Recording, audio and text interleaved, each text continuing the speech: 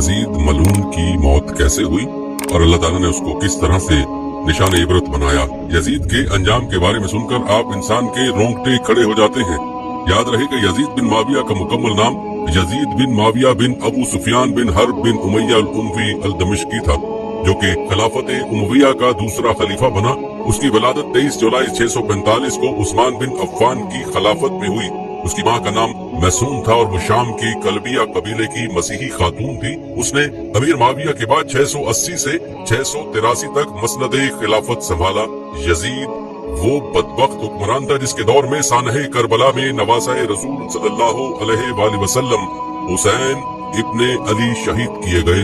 हुसैन बिन अली का sir Yazid के दरबार में ले जाया गया। उसी ने उनकी शहादत का हुक्म दिया था और अब्दुल्ला इब्ने ज़ियाद को खुसूसी तौर पर यह जिम्मेदारी दी थी। और जब हुसैन बिन अली का सर उसके सामने आया तो उसने खुशी का इजहार किया और उनके अहले खाना को कैद में रखा। उसी के दौर में अब्दुल्ला इब्ने हंजला की तहरीक को कुचलने के लिए मदीना में कत्ल-ए-आम हुआ और अब्दुल्ला इब्ने जुबैर के खिलाफ लड़ाई में खाना काबा पर संगबारी की गई। यजीद ने अमीर माविया की वफात के बाद 30 बरस की उम्र में रजब 60 हिजरी में मसनदे खिलाफत संभाली। दोस्तों, हम आपको यजीद की मौत और उसके अंजाम के बारे में बताने के साथ साथ ये भी बताएंगे कि मुख्तलिफ मकतबा फिक्र के लोगों की यजीद के बारे में क्या आरा है। प्यारे दोस्तों, यजीद के अंजाम के बारे में बात करने से पहले आपको मुख्तसरन ये बताते हैं कि यजीद पर क्या क्या इल्जामात आयद हैं और वो किस दर्जे का फासिक और फाजिर शख्स था।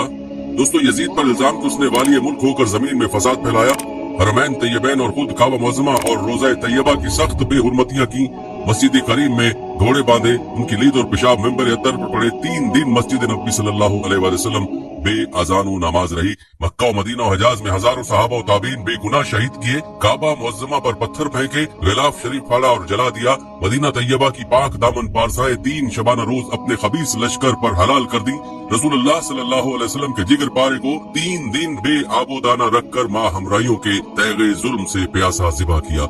मुस्तफा सल्लल्लाहु अलैहि वसल्लम के गोद के पाले हुए तन नाज़नीन पर बाद शहादत घोड़े दौड़ाए गए कि तमाम इस्तखवाने मुबारक चूर हो गए। सर अनवर जो कि मोहम्मद सल्लल्लाहु अलैहि वसल्लम का बोसा गाह था, काट कर नेज़े पर चढ़ाया और मंजिलों पे लाया। हर में मोहतरम मुख्तराते मुश्कोए रसालत कैद किए गए और बेहुरमती के साथ उस खबीस के दरबार में लाए गए। इससे बढ़कर कतरहम और जमीन में फसाद क्या होगा दोस्तों, इससे बड़ा जुल्म और फस्को फजूर और क्या होगा। और यही वजह थी कि उसका अंजाम ऐसा इबरतनाक हुआ कि दुनिया ने उसका तमाशा किया और उसका अंजाम ता कयामत लोगों के लिए निशाने इबरत बनकर रह गया। तो चलिए आपको बताते हैं कि उस बदबख्त का अंजाम क्या हुआ, उसकी मौत कैसी इबरतनाक थी। दोस्तों, यजीद के बारे में कहा जाता है कि वो निहायत मोटा, बदनुमा, बदखुल, बुरी आदतों वाला, फासिक, फाजिर, शराबी, बदकार, जालिम, बेअदब, गुस्ताख था। उसकी शरारतें और बेहूदगी ऐसी हैं जिनसे बदमाशों को भी शर्म आए। उस मलून ने मदीना तैयबा और मक्का मुकरमा की बेहुरमती कराई। हजरत अबू दरदा रज़ी अल्लाह तआला अन्हु से रिवायत है, हजूर नबी करीम सल्लल्लाहु अलैहि वसल्लम ने फरमाया, मेरी सुन्नत का पहला बदलने वाला बनी उमैया का एक शख्स होगा जिसका नाम यजीद होगा।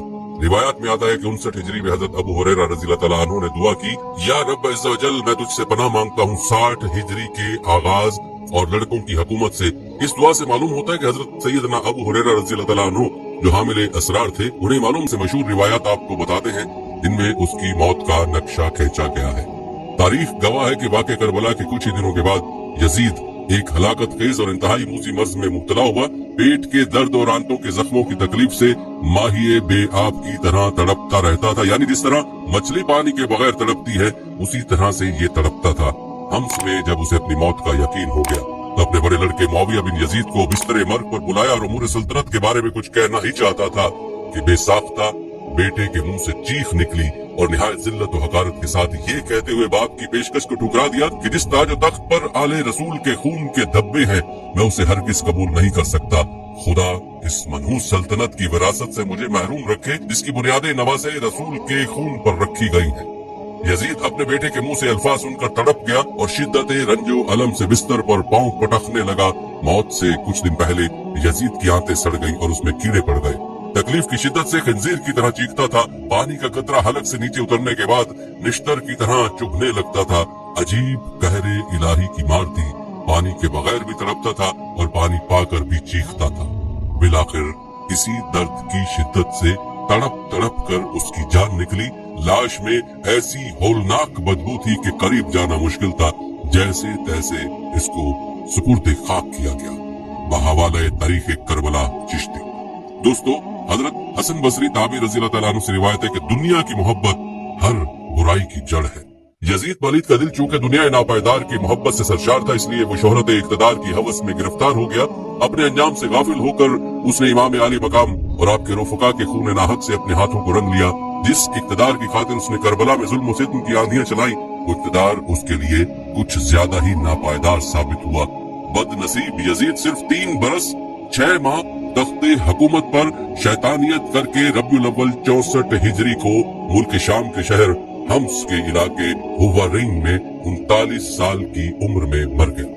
दोस्तों, यजीद पलीद की मौत का एक सबब यह भी बताया जाता है कि वो एक रूमी और नस्ल लड़की के इश्क में गिरफ्तार हो गया था, मगर वो लड़की अंदरूनी तौर पर इससे नफरत करती थी।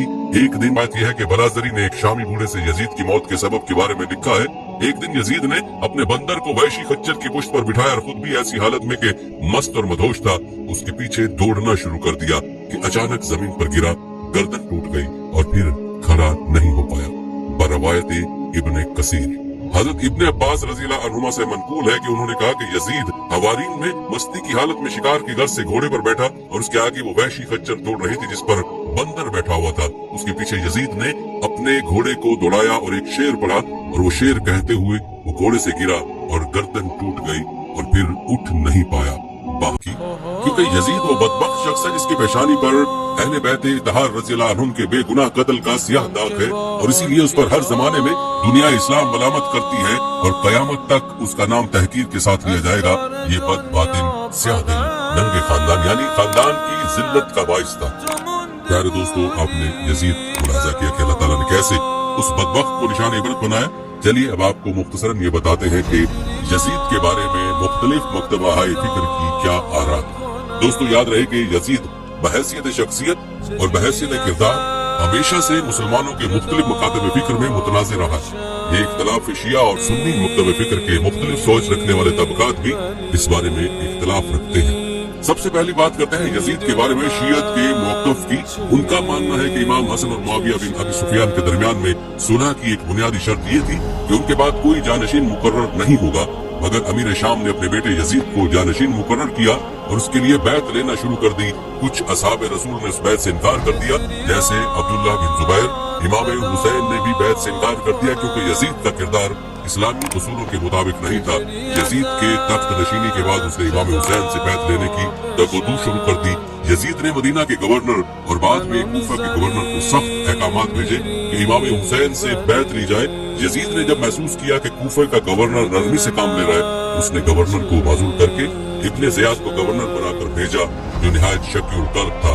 मुर्रखीन ने लिखा है कि इब्ने ज़ियाद ने यजीद के हुक्म की तामील करते हुए खानदान रिसालत को कत्ल किया और कैदियों को ऊँटों पर शहीदों के सरों के साथ दमिश्क भेज दिया। दमिश्क में भी उनके साथ कुछ ऐसा अच्छा सलूक न हुआ।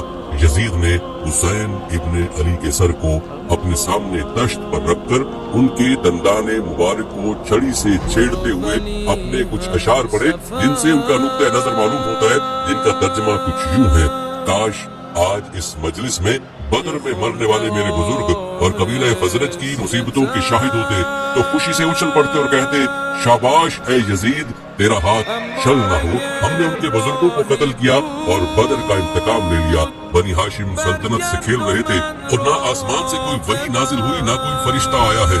नाउजुबिल्लाह अल-अयाजुबिल्लाह। और दोस्तों, अब बात करते हैं अहले सुन्नत और दीगर गैर शीई मुक्तबाए फिक्र के मौक़िफ़ की। तो याद रहे कि अहले सुन्नत वल जमात के नजदीक यजीद पलीद एक फासिक और फाजिर और मुर्तकिब कबाइर था। उसने नवासे रसूल, जिगर गोशे बतूल, इमाम आली मकाम इमाम हुसैन और उनके रुफ़क़ाए-कार को करबला में शहीद कत्ल और मक्का मुकरमा, मदीना मुनव्वरा और मस्जिद नबवी के तक़द्दुस को पामाल किया। हज़रत अली अजमेरी का फरमान है, जब यजीदियों ने इमाम हुसैन को मां उनके फर्जंदों और अजीज़ वक़ारब मैदान करबला में शहीद कर दिया और ज़ैनुल आबिदीन बीमार थे और अमीरुल मोमिनीन आपको अली असगर कहा करते थे, जब उनको बेकजावा ऊँटों पर सवार करके दमिश्क में यजीद बिन माविया के सामने लाए तो एक शख्स ने आपसे अर्ज किया, ऐ इमाम अहले बैत, क्या हाल है? तो इमाम ज़ैनुल आबिदीन ने फरमाया कि उन लोगों ने हमारी कौम के साथ वो हश्र किया जो फिरौन ने मूसा की कौम के साथ किया, यानी हमारे मर्दों को ज़िबा किया। इमाम सयूती का मौक़िफ़ है, اللہ تعالیٰ امام حسین کے قاتل اور ابن زیاد اور یزید پر لعنت کرے۔ مجدد الافسانی کا موقف یہ ہے کہ یزید بدبخت فاسقوں کے گھروں سے اس پر لعنت میں توقف کرنا یہ اہل سنت اور جماعت کے اصول کی بنا پر ہے کہ کسی معین شخص پر لعنت جائز نہیں، خواہ وہ کافر ہی کیوں نہ ہو۔